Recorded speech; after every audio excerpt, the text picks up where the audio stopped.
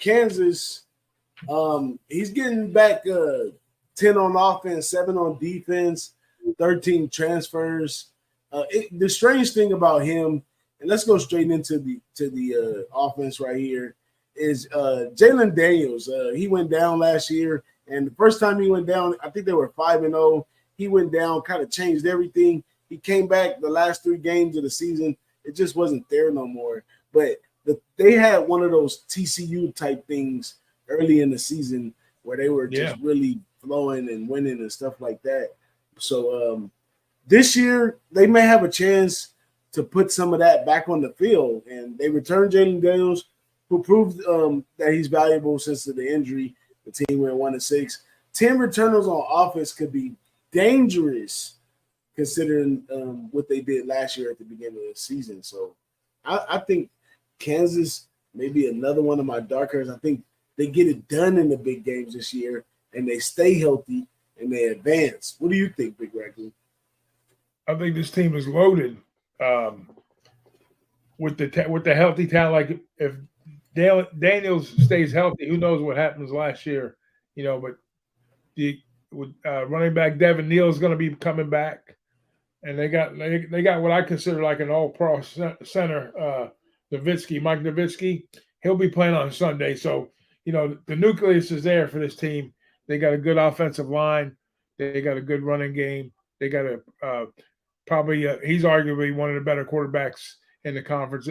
We talk about Plumlee, but this kid's already shown what he does in conference when he's healthy and playing well. So the bad thing is for this team is that they give up like 35 points a game. But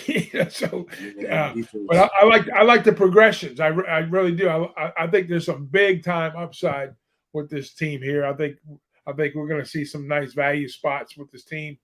If they can hold it down on defense just a little bit more, with the 10 coming back on offense, 7 on defense, there'll be some opportunities to play on this team for sure. So, I mean, Leopold's numbers, like I say, I think he's 8-17 as a whole, right?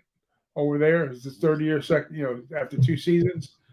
Yeah, he's 45-50 FBS, but home favorite number, ATS numbers are short sample size. 3-1 as a home favorite. As an away dog, you want to fade him 4-8, 67%. And off a straight off loss, he's like 5-10. So we'll talk about those numbers moving forward, but overall, I think a lot of upside for Kansas football and the Jayhawks. And there's that defense we talked about. Points per game, 127 against the run, 125 against the pass, 117. They definitely got to level up to compete on the high level over here. They're returning a good secondary and some experience at the linebacker position.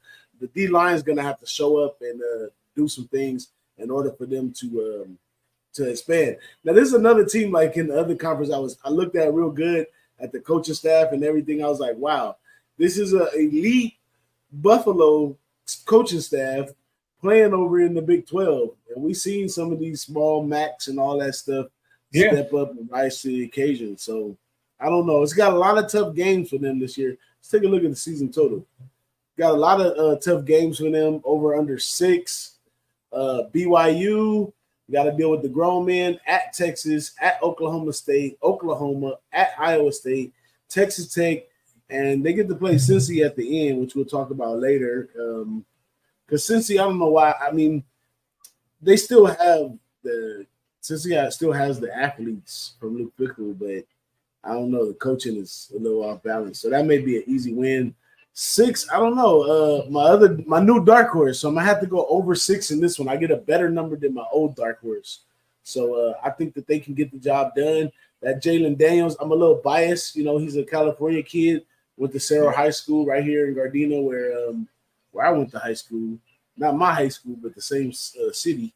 But these California quarterbacks are doing well in some of the places that they at. So that's the big nan with the Pac-12 and the local schools, is that the California schools are not getting the recruits. They're all over the place in the SEC and Big 12 and all that stuff. So I think it's going to go over 6. What am at, Big Ragu? Yeah, I mean, a big up. I mean, it's 6 for a reason because that's a big spot up from where they have. Where they have. They went. So they're going to match their win total from last year, basically. So they go one better, which I think they are one better this year than they are last year. I tend to agree with you, but like you said, the defense is the Achilles heel. But I know they got to replace 4 guys on the line, and you talk about Buffalo.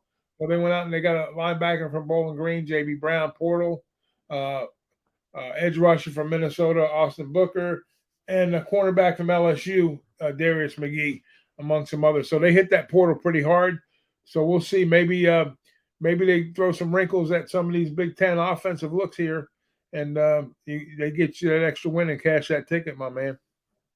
Cash that ticket.